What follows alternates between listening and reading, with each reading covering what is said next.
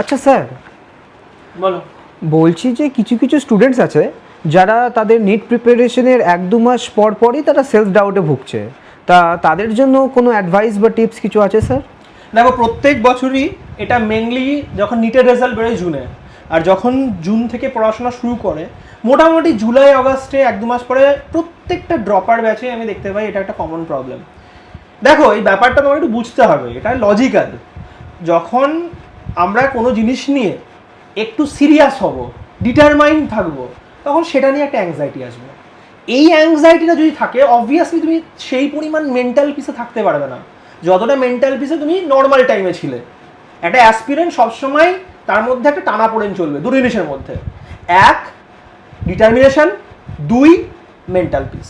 দুটো একসাথেই খুব ভালো এটা হবে না, এটা মেনে নিতে হবে। আমার নিজেরও প্রিপারেশন ডেজের কথা মনে আছে, যেখানে কিন্তু মাঝে মাঝে বেশ চোখের জলও বেরিয়ে গেছে, এরকমও হয়েছে একটা চিন্তা ভাবনা করে। কিন্তু তারপরের মুহূর্তে ওই চোখের জল মুছেই কিন্তু আবার পড়তে বসে পড়তে হবে, এমসিকিউ করতে হবে, রেগুলার ওই জিনিসটা করতে হবে, এবং এইভাবেই কিন্তু যতদিন না পর্যন্ত এক্সামটা আসছে এইভাবেই টানা পড়তে থাকতে হবে।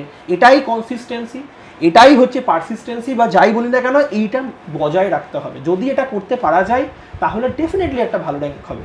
আর আমাদের তো মানে কি বলবো, মানে এর বেস্ট মানে মোটিভেশন রিসোর্স যদি বলি, আমি তো আমার সময় এটা বারবার মনে হতো, এবং আমি ছাত্রদেরকেও বলি, আমাদের স্বামী বিবেকানন্দ বারবার এটা বলে গেছেন যে ওঠো জাগো, লক্ষ্যে না পৌঁছানো পর্যন্ত থেমো না। আমি স্টুডেন্টদেরকেও সেই কথাটাই বলবো।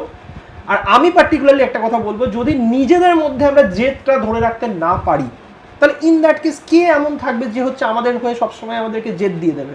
তাহলে এই জেদটা খুব জরুরি। মেন্টাল পিস, ডেডিকেশন দুটো একসাথে এক্সপেক্ট না করাই উচিত।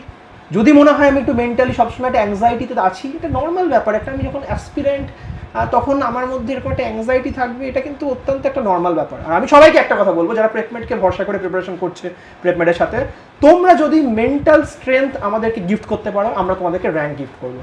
কারণ বারবার একটা কথা বলছি, মনে আগুন আর মাথায় বরফ, এটাই কিন্তু র্যাঙ্ক হওয়ার চাবিকাঠি।